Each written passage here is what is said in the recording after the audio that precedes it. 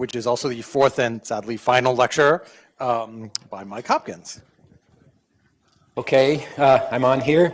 Great, thank you. So I promised you, last time I talked in a sort of formula-oriented way, and I promised you a connection of that to something more, very classical and much more conceptual. So I want to deliver on that. It invariably, I'm going to do it in the case of height 2. The thrill of learning this, it grows exponentially with the height, and so if you wanted to learn it in height n, you'd have to look at my notes. So if you go to the conference website and you look at my notes, you'll find that they're titled this. And so I'm working on them. I'm hoping to get them up this afternoon. There's some stuff up, but the stuff I'm going to talk to you about, I've been writing, and I hope to get it up. And I go through a lot of details I'll have to skip today. So I'll do my best. Okay, so let me remind you of the situation from last time. So last time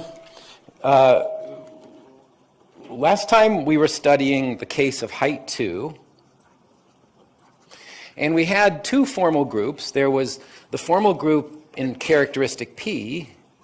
So this was over a perfect field of characteristic P, which I'm probably just taking to be the algebraic closure of FP bar. And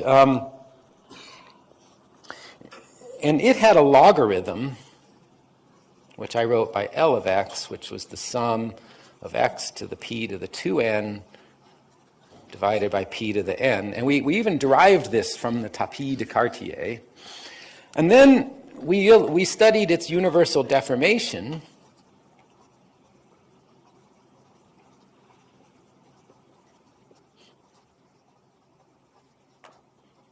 And that was over this ring that takes a long time to write down. I guess it didn't take that long, which I've been abbreviating E0. Okay, and this G its logarithm was most conveniently described by a recursion formula, which was this.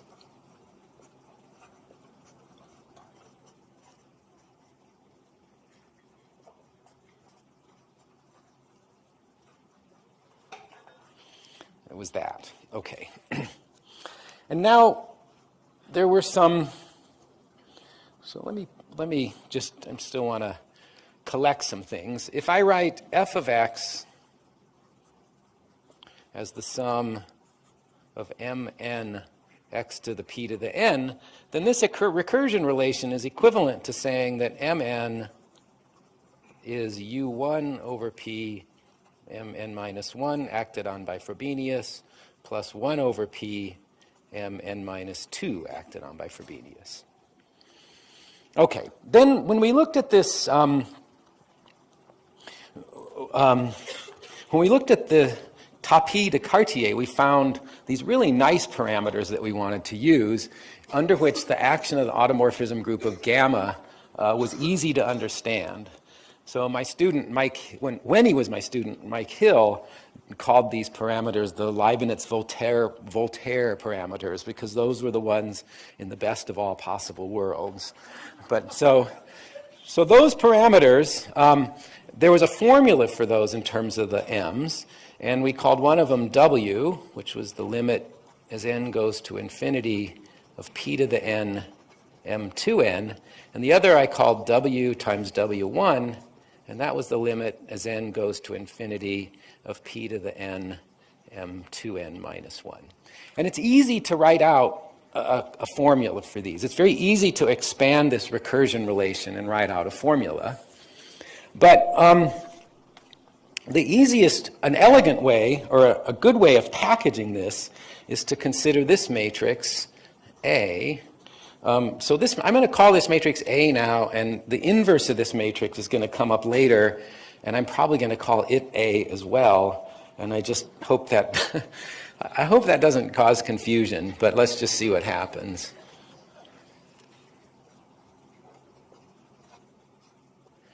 Okay, so if you take this matrix A, you find that this recursion relation can be expressed as a matrix equation, and it's this. I'll take mn, m n minus 1, 1 over p mn minus 1 acted on by Frobenius, and 1 over p mn minus 2 acted on by Frobenius.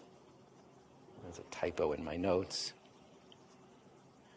That if I take that and I act on it by Frobenius and multiply by A, that just increments these two indices.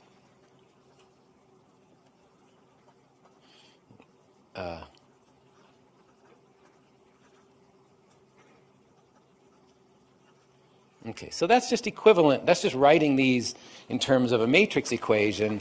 And then if you expand that out, let's think of this as a function of U1. If you expand that out, you get the formula that, that W times W1, 1 over P, W1 acted on by Frobenius, and W acted on by Frobenius, that's equal to the limit as n goes to infinity of A phi to the n, A times A at 0 to the negative n plus 1.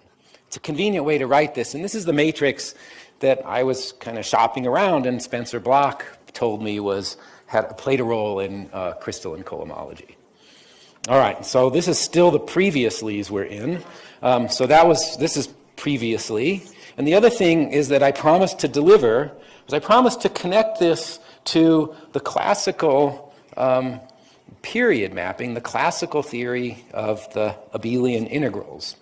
And in that case, what we had was a Riemann surface.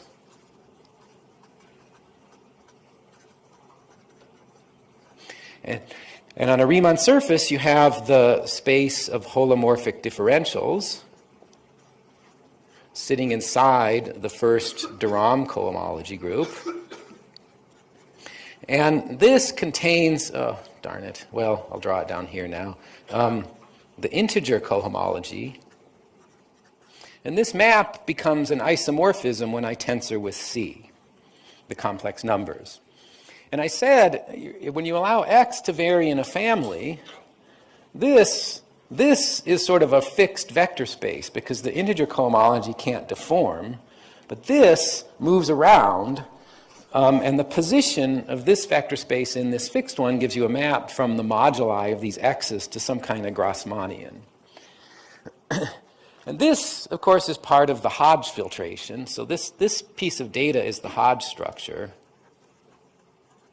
And what the theory of classical periods can be thought of as mapping the moduli of X to some space that's easier to describe, that describes the position of the Hodge filtration in terms of something more rigid.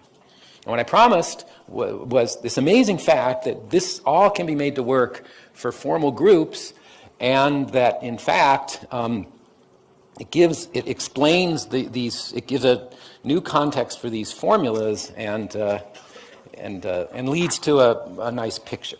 So that's what I wanted to explain. So in order to get into it, I have to talk about de Rham cohomology.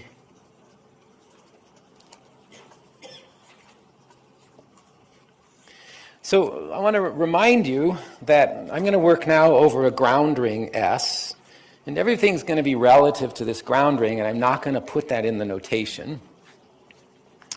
And we had this category of Lie varieties over S. So V was a Lie variety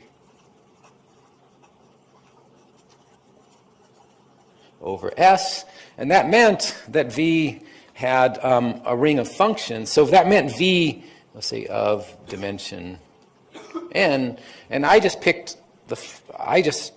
defined the category of Lie varieties just to have objects a n. So V is secretly a n, but I'm not supposed to, well, okay. So it's a n, and the ring of functions on V to a1 is the formal power series ring on n variables. So it's just a place, yeah, it's just that. So if I have such a V, I can do all of the usual formulas from differential calculus. In fact, I mean, that's really a story in algebra that you're telling your students. And so I have the de Rham complex of V.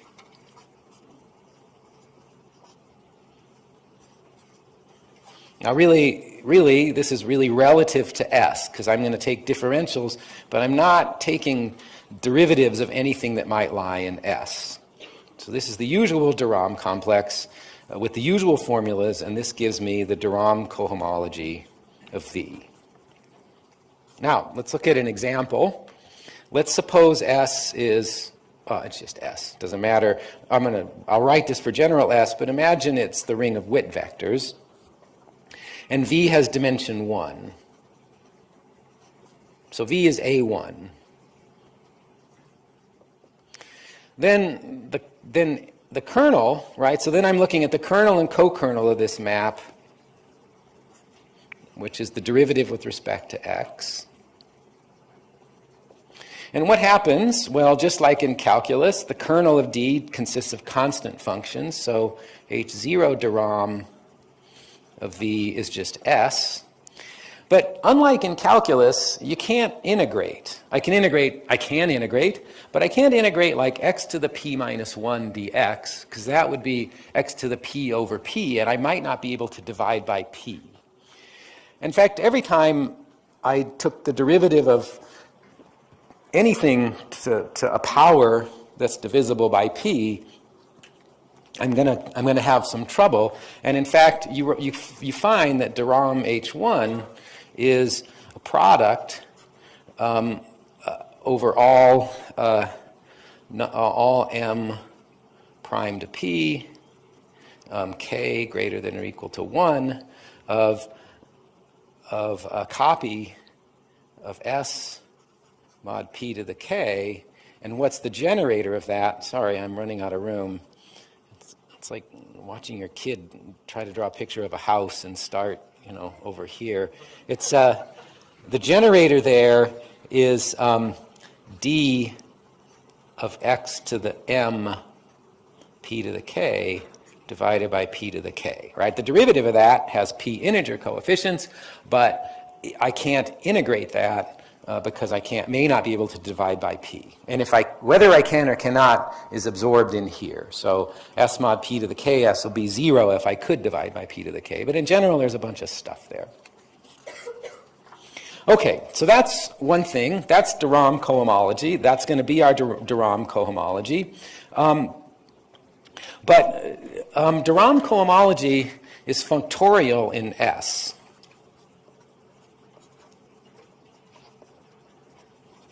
So if I have a map from S to T, I certainly get a map, and I have a variety V over S. Let's call this R.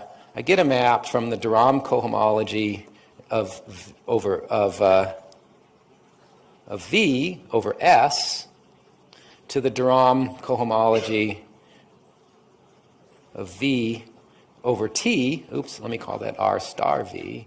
And this is an S module, and this is a T module, and so this should be S tensor, T tensor over S with that. That's a T. Now, the de Rham cohomology is probably some big product, and that doesn't behave well with tensor products, but if this is finite over S, this will be an isomorphism, and in a moment we're going to see how to cut this down to size. So if for some reason I could make this finitely generated over S, this would also be an isomorphism. But at the moment, it's kind of a cruddy object. So that's the easy functoriality. De Rham cohomology has an incredibly amazing other kind of functoriality.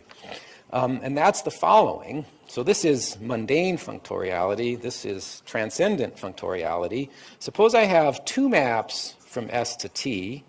All right, I call them F and G. And I have an ideal in T, so this is an ideal with divided powers. So in all of our examples, T and I are going to be torsion-free, so the existence of divided powers is just something you witness whether or not it's there. If I had torsion around, I would have to have them be some structure I specify. But you can just means what you thought it meant before I started talking. It means that if x is in I, x to the n over n factorial is in I. So the cool fact is, suppose that f and g are congruent mod I.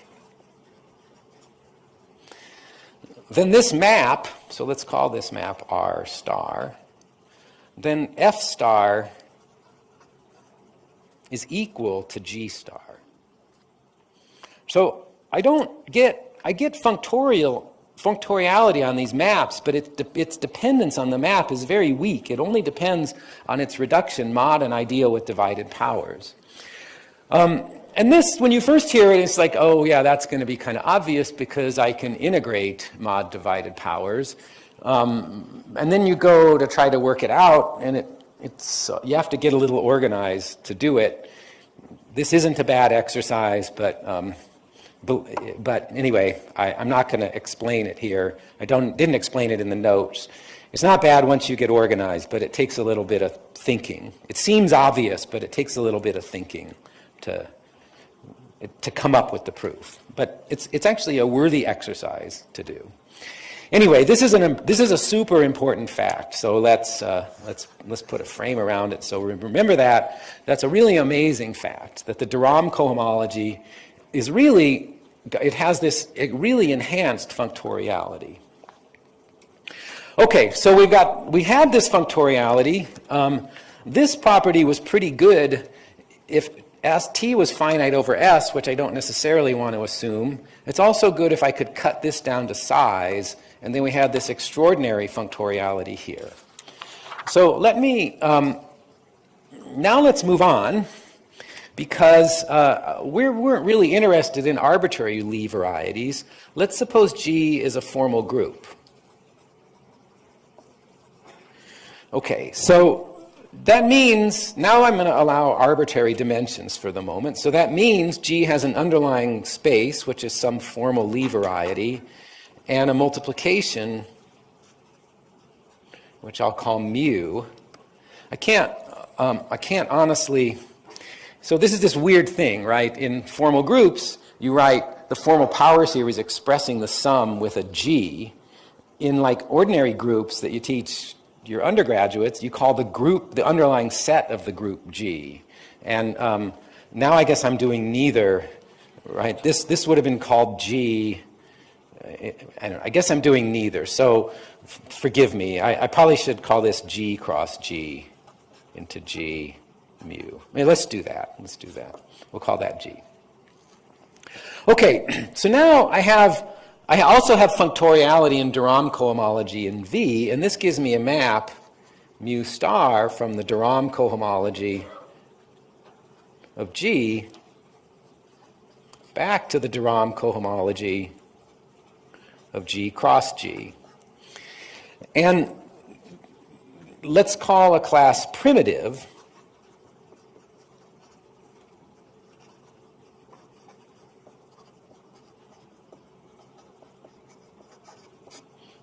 if mu star omega is the sum of the two projections. So I have these two projections. Now this is a very important object, and I'm going to call it D of G. So this will be the primitives in de Rham H1 of G. That's a very important object. Okay, so let's do some examples. I think I have time for some examples, yeah. Let's do a few examples to get the swing of this. So let's suppose G is the additive group of dimension 1. Okay, so before I took primitives, we decided that the de Rham cohomology had this basis, a basis. I mean, it was a big product of things that looked like D of x to the p to the m, D of x to the m times p to the k over p to the k. Now, what would it take for one of these to be primitive? Well, let's do an example. X to the p over p. So that goes to x plus y under mu to the p over p. And then I'm supposed to compare that to the two projections. And I'm supposed to take d of it. It was really the form I was interested in. So if I take d of this, I get x to the p minus 1 dx. And if I take d of this, well, before I do that, let's recall that this, all these binomial coefficients in here are divisible by p. So whatever this is, it's got coefficients. It has coefficients in W adjoin X, and whatever the ring is, has integral coefficients. So when I take d of this, I get 0. I mean, that's an exact form. So d of this is 0 in de Rham cohomology.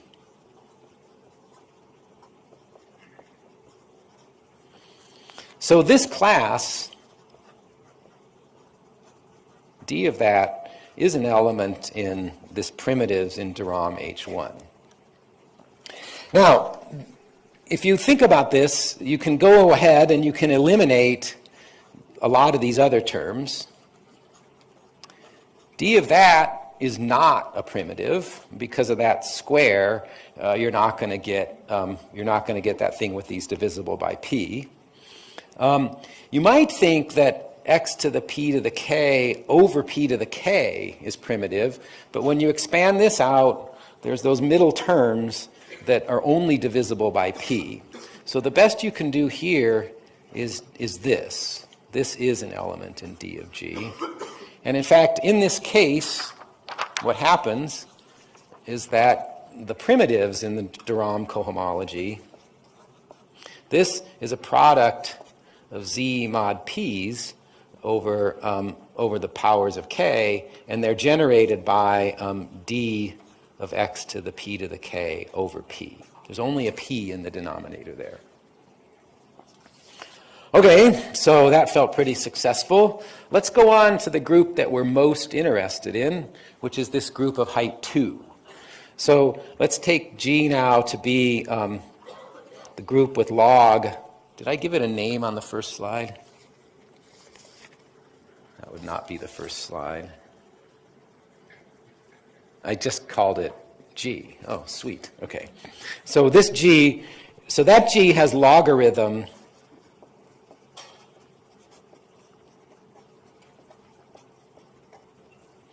Okay, so the logarithm, by definition, has the property that mu star L of x is L of x plus y, or L of x plus L of y, right?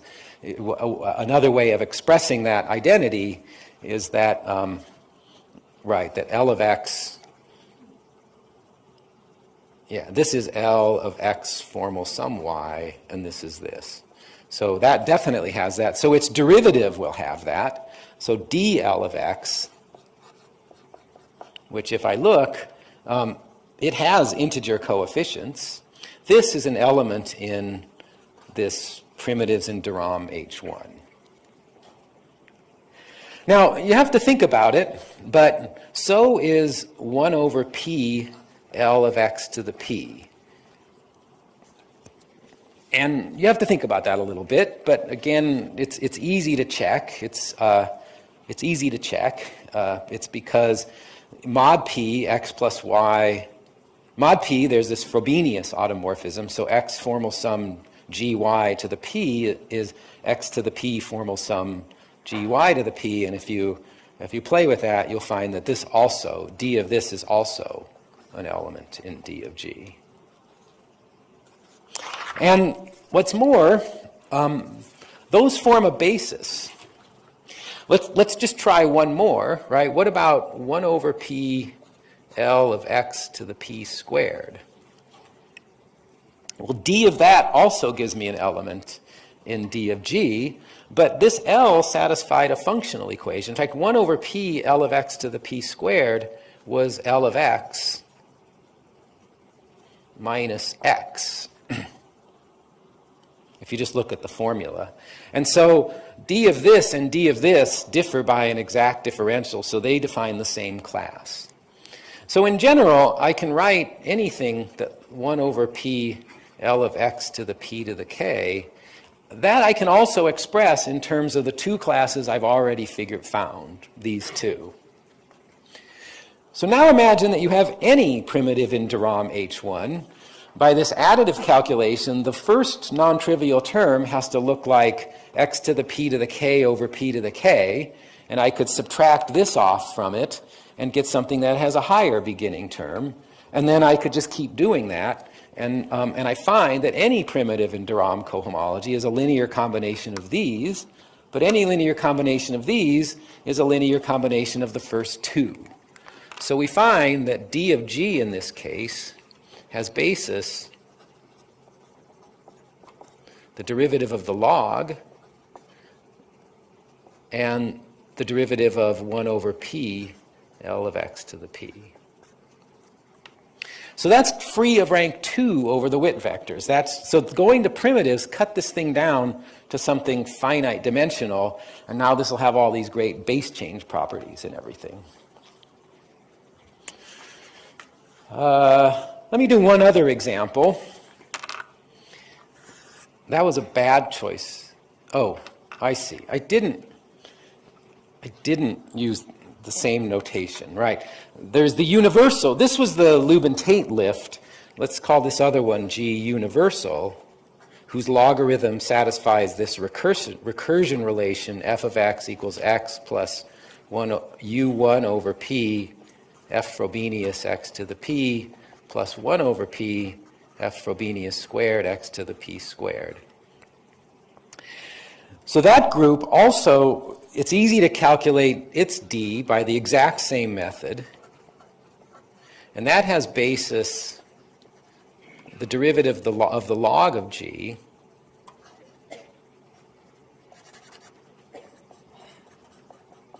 and the derivative of 1 over P f phi on x to the p.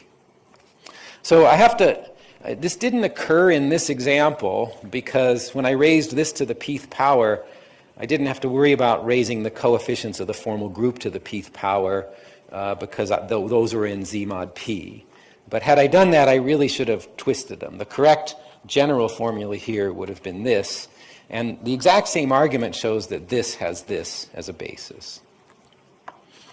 Okay, so I know this is still kind of computational, but if you haven't thought about this, it's sort of miraculous that this de Rham cohomology works so well. So let me, I think I can start making my analogy here. So let's just step back and set some things up a little bit. So I have this formal group gamma, which was a formal group over K. And then we had the universal deformation, which now I guess I'm calling G universal, which is a formal group over W adjoin U1. Now, what's also going to come up is the reduction of this mod P.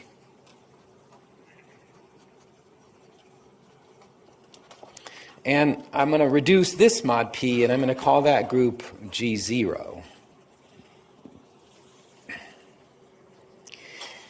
And I also wanted to give a name for this group with logarithm L, and just for the time being, why don't I just call gamma tilde, which is some formal group over the Witt vectors, the group with logarithm L of x. Okay. So let's make a picture. I have here this primitives in the de Rham. I have some version, this primitives in the de Rham cohomology of G universal.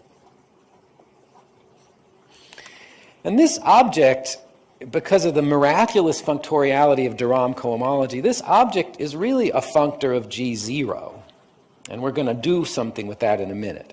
This depends only on G0.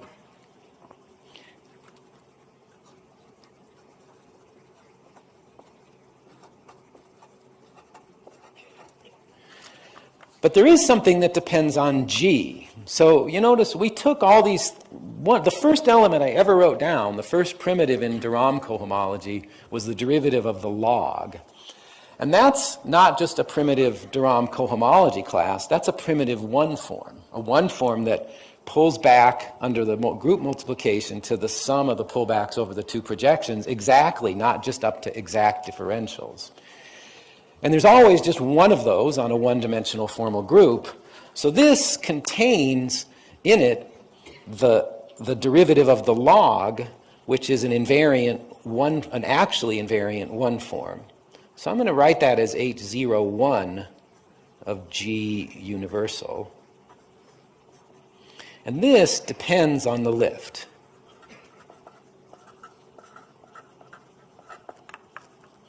So if you do the contravariant Dieudonné module theory, you find this is the Dieudonné module, and this is called the Hodge structure. This only depends on the group downstairs, and the tapis de Cartier in this language becomes that the lift itself is determined by the Hodge structure. So this only depends on the group mod P. This tells you something about the lift. And we're supposed to compare this to the situation we had with a Riemann surface, where we had H1 de Rham of X, and then we had the holomorphic differentials sitting inside. And I'm just replacing, the only thing I'm doing differently with a formal group is I'm looking at these primitive elements, and that cuts things down to size. Okay, so far now I have the analog, I have part of the analog of this picture. What I had here before was the cohomology with integer coefficients. And I need to figure out what goes there that plays that role. And then I'll have reproduced this diagram in the language of formal groups. Okay, so before I do that, I need to make another remark that, so let's go back to this situation where I have a general ring S, and I'm looking at S mod PS, and I have a group G0 down here, and I've chosen a lift here. Now, down in S mod PS, there's a, and so I said D of G depends only on G0. But what did I really mean by that? Well, suppose I have two different lifts. So this, I'm sorry. I eventually want this to be P, and I want this to be a torsion-free ring, so I'm going to assume that the ideal generated by P has divided powers.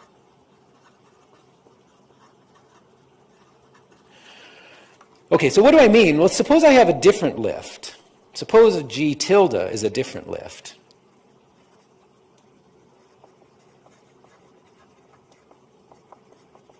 So remember, G and G tilde are two group structures on the same formal Lie variety, which in this case is, say, the affine line. So I have two maps from A1 cross A1 into A1.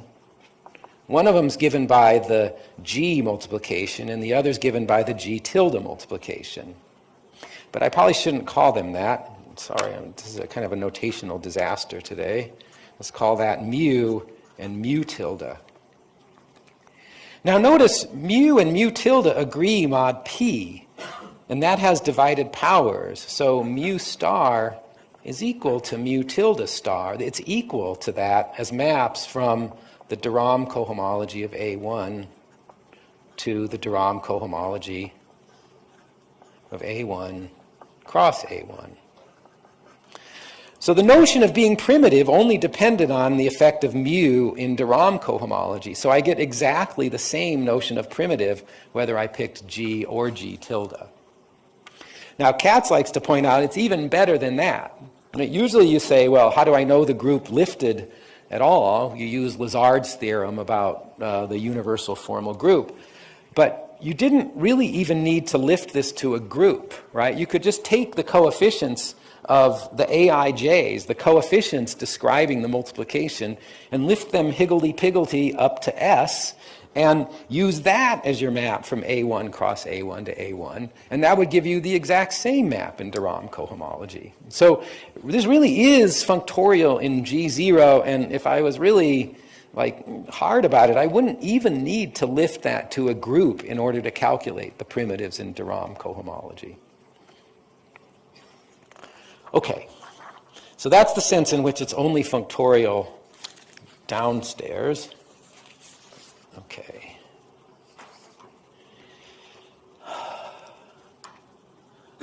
Cricket time is like, what? 15? Okay. I was kind of hoping to be done now, and then I was going to well, let's see what we can do. I think I can get there. Okay, so there's one other thing I need to calculate, okay, and that is there's another map I need, okay. So in characteristic P, we have this Frobenius. So on G0, I can just take this map, x goes to x to the p, and that gives me a group homomorphism.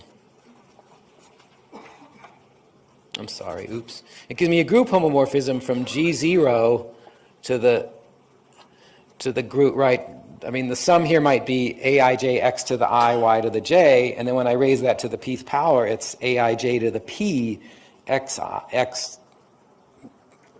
to the pi, x to the p, y to the pj. So this gives me a homomorphism of formal groups, but I had to raise the coefficients to the pth power.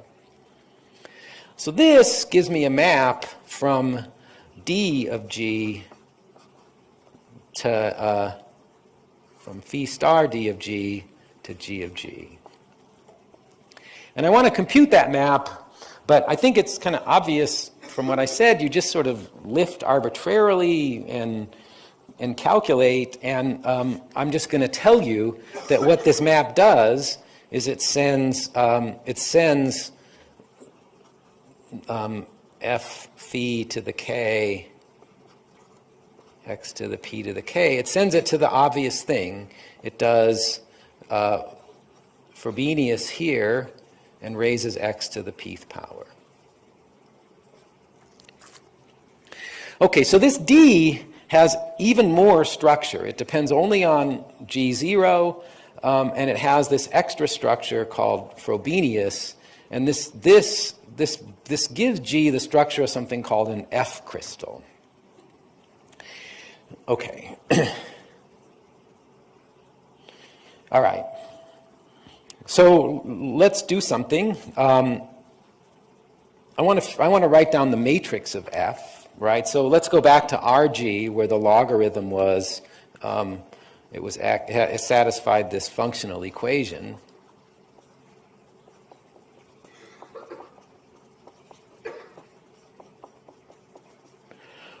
And in that case, our F, the matrix of our F, well, we had basis, say, the derivative of the log, and the derivative of 1 over p L f phi of x to the p.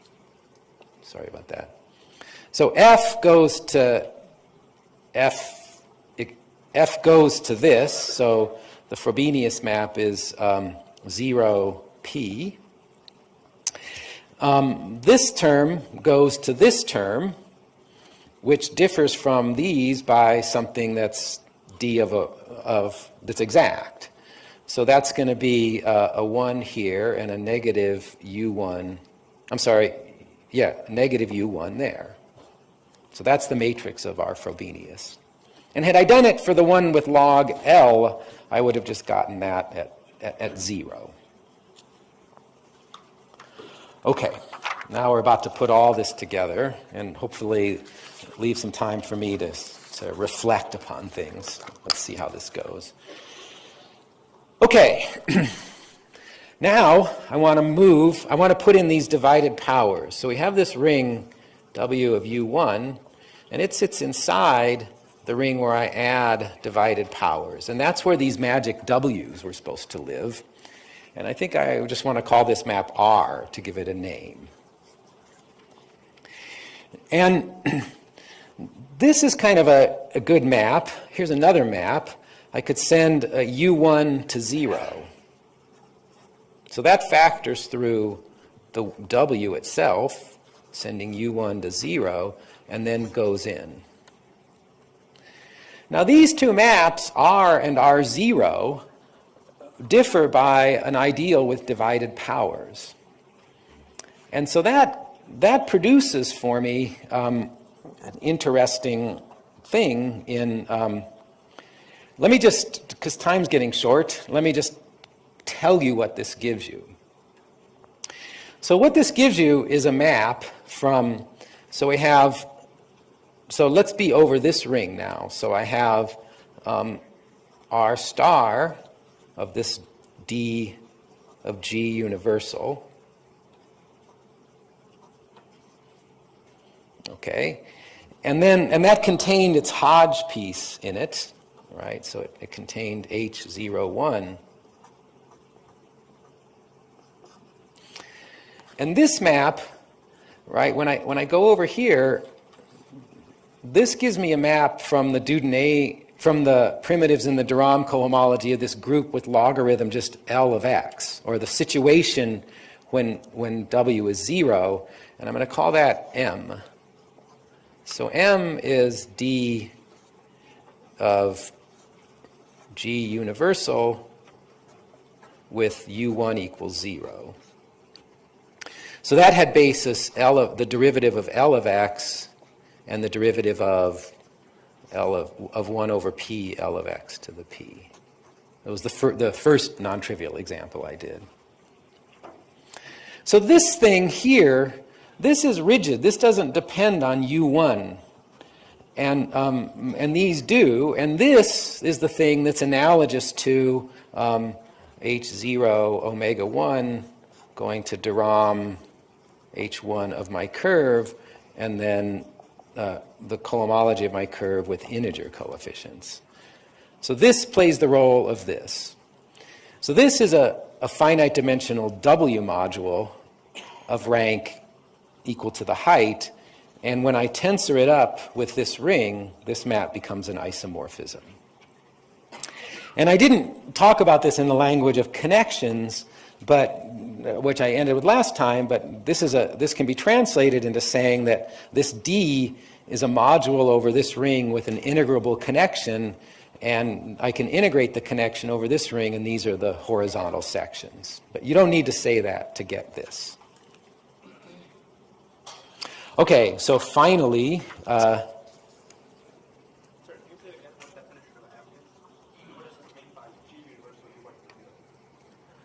so I unfortunately, I called that group gamma tilde on some other slide. I'm sorry.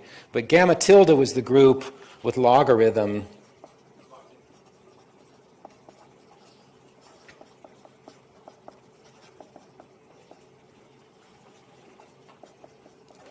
Gamma tilde was the group with that logarithm, which is defined over W. It's the group I'd get if I took the universal one and base changed to W by setting U1 equal to 0. So that's like the Dieudonné module that appeared in an earlier lecture. Okay. Now, what we really want to do, let's call this, so this is a thing with a basis, this has a basis, so what we really want to do is compute this matrix B, right? And then what's our Hodge filtration? So forgive my sloppy notation. I want to emphasize that the basis of this is very rigid, but when I tensor this up with this ring, this becomes an isomorphism. So I'm going to write down a matrix. If I forget about where these live, I'm writing down a matrix whose entries are elements of this ring. And it's an invertible matrix. And I want to, what we want to do, the period will be this line. You take the Hodge piece, H01 of G universal. You map it to this Dieudonné crystal. And then you go back, so you go back by the matrix B inverse to M, but that's really going to M tensored with this. But when I'm calculating, I do that, and that gives me a line in M, a line in an n-dimensional vector space. So i.e., the period mapping is the first, and this was our first basis vector, it's the first column of B inverse. Okay. So I think I better do this since I've, the entire history of mathematics going through Kronecker and going through Abel and Jacobi is now converging on this moment. So it would be sort of bad to skip this calculation, but I'm getting a little worried about the time. Okay, so the miracle is this B, that would be a great matrix to compute. The miracle about B is that it's determined by the Frobenius, and the Frobenius matrix we have computed. So why is that? Let's think about naturality here. Everything we've done is functorial in gamma, and except for the Hodge filtration, but this B doesn't have anything to do with the Hodge filtration. Everything's functorial in gamma, and so we have the following diagram. It's got to be compatible with Frobenius.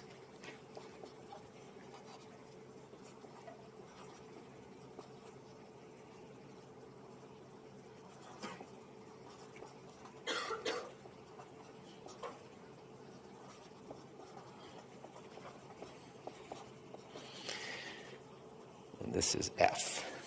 So in terms of matrices, and we have these matrices, we have the identity that B F0 is equal to F B acted on by phi. But I want to write this in a more compelling way. B is just a 2-by-2 matrix whose entries are elements in this ring. So I'm going to think of B as a matrix depending on a variable U1 whose coefficients are in the Witt vectors. And so this identity says, let's write this identity this way. B equals F, that B of U1 is F B phi on U1 to the P, F of 0 inverse. And now I can just keep plugging. And the other thing is that B at 0 is the identity. So now I can just keep plugging this into itself, right? Just substitute this into itself, and you find that B is equal to the matrix F acted on by phi to the n, F phi to the n minus 1, F B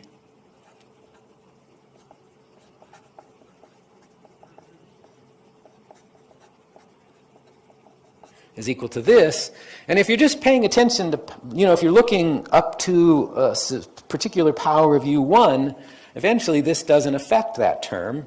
And I get the expression that B is the limit as n goes to infinity of F phi to the n, F phi to the n minus 1, F0 to the negative n plus 1.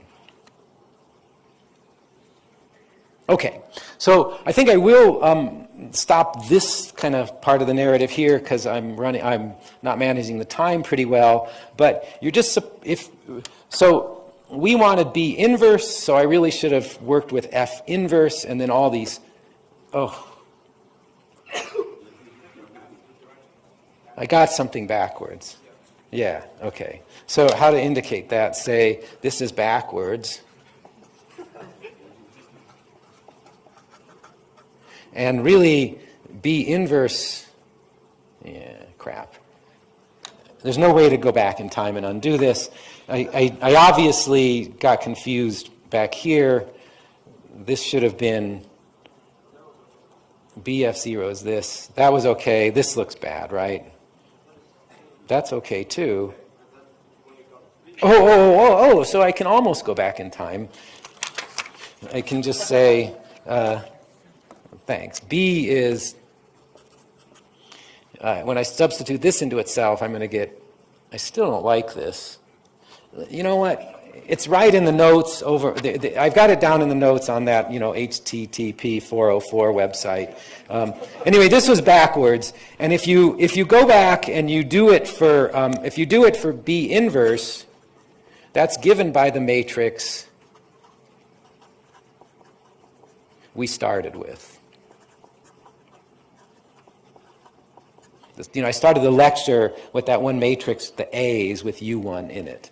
And so that tells you the first column of that B is the W's, and that implies that the first column of B inverse is W times W1. Okay, so that's the sense. So this is this amazing theory. I mean, this was Cartier and then Grothendieck inventing crystalline cohomology, and this fact that Frobenius determines the horizontal sections I learned from Spencer Bloch, but I think that's it's in a paper I know of Katz in which he's describing the work of Dwork. So I have a feeling that sort of, this is really Grothendieck and Dwork, kind of the ins and outs of this probably go back to those sources. But I think that certainly my experience learning this, which came from this very formula-based way, and then suddenly there's this beautiful analogy with the classical Abel-Jacobi theory of abelian integrals, was very, very striking. So I have a bit more I want to try to say to this, and then I need to kind of wrap everything up. So this gives you this period map. Okay, so this finally gives you this period mapping.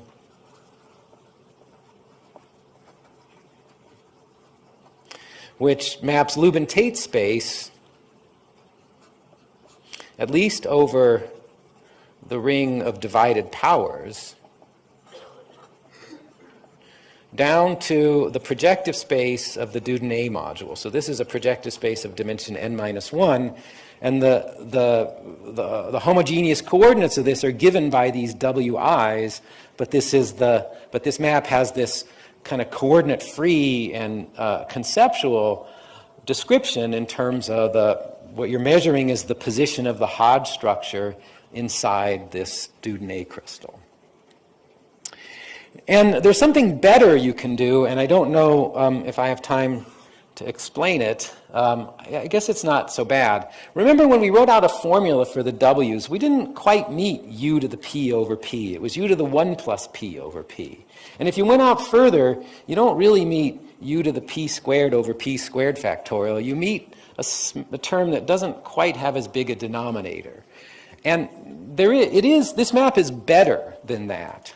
So let's imagine, and that's because this matrix B has better properties, right? So let's go back to this matrix B of U1. So that a priori was only defined when I had divided powers, or let's think of U1 as a point in the p-adic analytic plane or line, and in that case, so this we know converges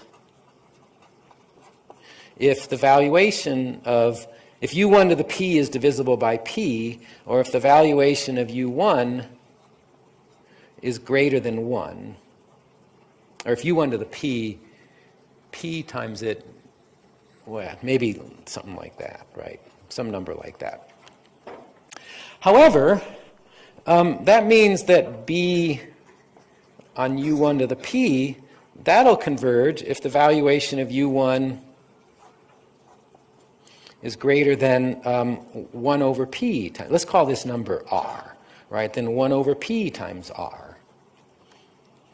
But this matrix is essentially the same as this matrix. F has entries that are integral, and so these two converge at the same points.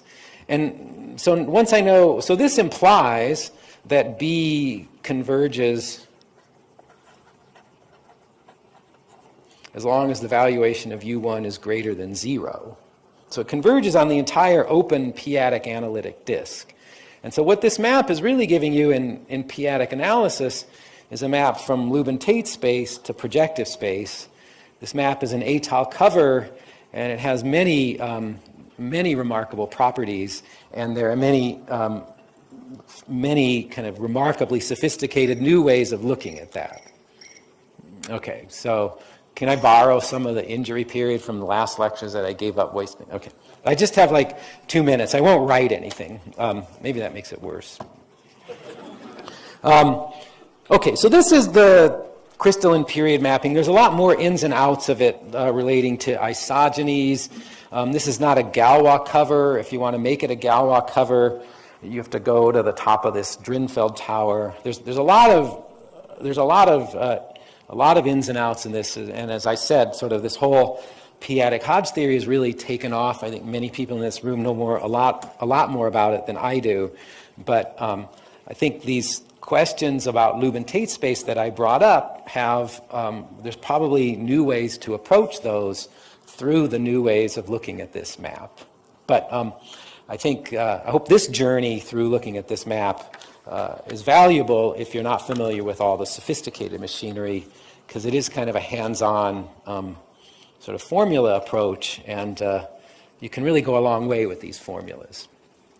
So I want to just take a minute and go back. So I really am just going to try to do this in a minute. I want to go back to the questions that I said were originally of interest in algebraic topology that never quite got solved, and that my hope in these lectures is to advertise these to a bigger audience.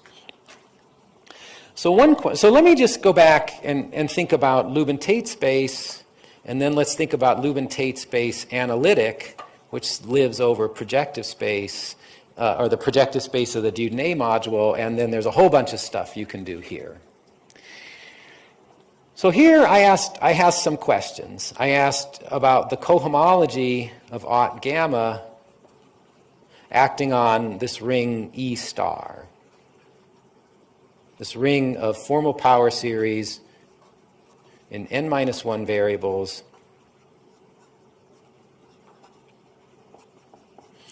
And the question is, could anything we want to know about this be expressed over here? So this is something, I think, in the early 90s, this didn't seem very possible. But looking back on it now and thinking about the more sophisticated tools we have, this might be something you can tackle. Because you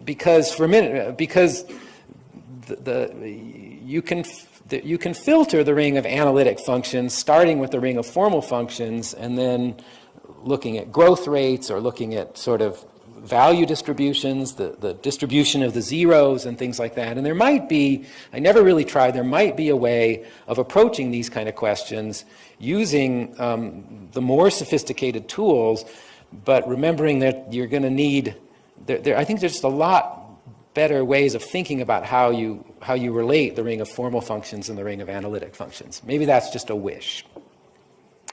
In particular, I told you there was this interesting problem that I'm just going to call it a question, but is the cohomology of aught gamma acting on W going to the cohomology of aught gamma acting on all of E0, is that an isomorphism? And the answer is yes, when the height is 2, and this is a thing that's a hard calculation. And I would love to be able to approach this from this point of view. I mean, you're asked that the constant functions and all functions, something about the constants and something about all functions are the same, is begging you to look at the de Rham, to resolve this by the de Rham complex and try to do something. But again, this seems to be hard to approach from the formal point of view, and it would just be, it would liberate me from some human suffering if we could actually solve this problem in this language. And the other one was about the Picard group of Lubin-Tate space.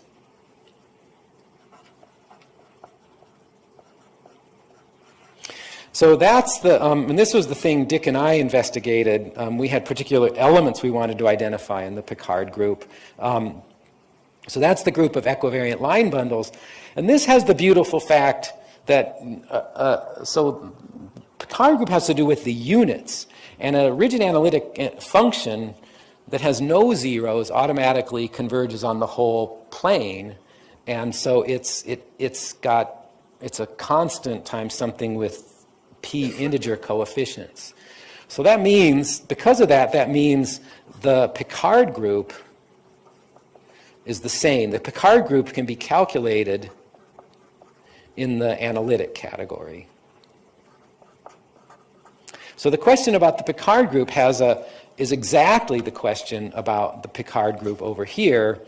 And here, we used to try to do this. You have the sort of Drinfeld tower. You can phrase that into a question about the top of the Drinfeld tower, but 30 years ago that wasn't really, that was kind of a fantasy object. And that can be phrased in terms of something about GLN equivariant line bundles on the Drinfeld upper half plane. But I also just, this was stuff that we weren't really able to get much traction on because these objects weren't very well kind of in hand back then. And I think this is something else where there's just a lot of new tools, and there's a much greater level of comfort at thinking about those manipulations. And I'm just sort of hoping that by broadcasting this problem to a broader audience, we might be able to solve it. Okay, thank you for coming to all these lectures. Thank you for inviting me, and that's all I've got.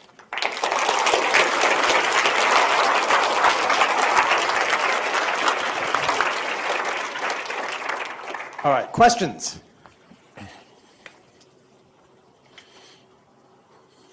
Oh, there's one over here.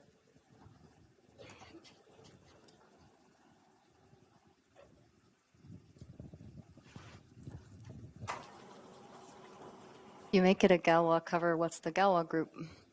So that's an interesting story. So the Galois group is, so you go, let me try to draw that. So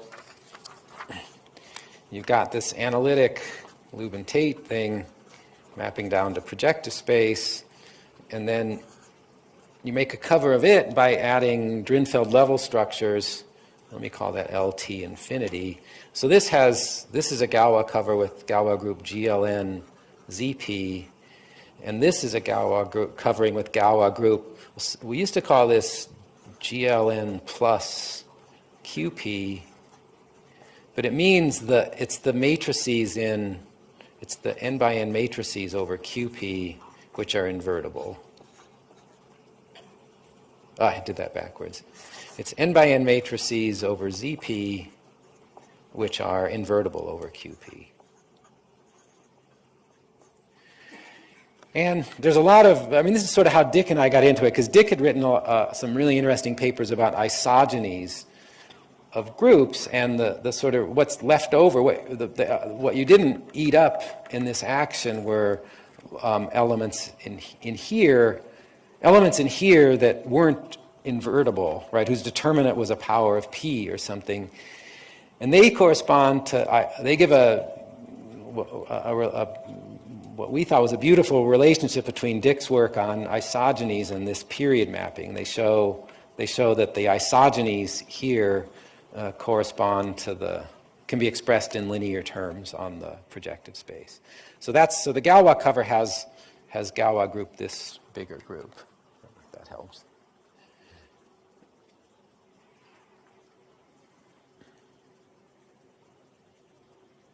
Any further questions? There's one over.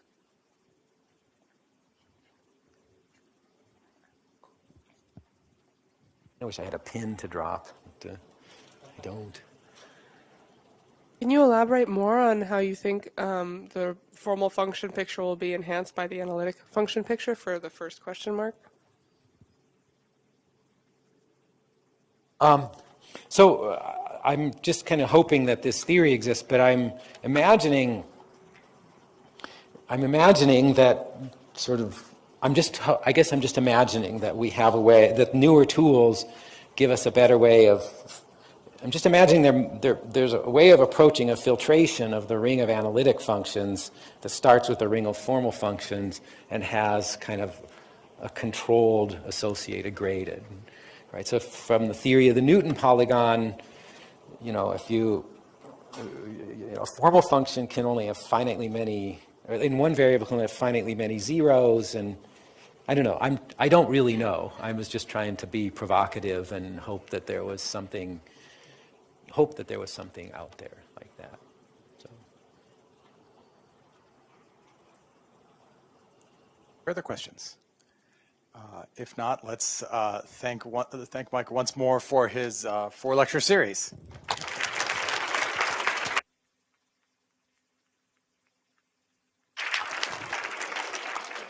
So that's lunch.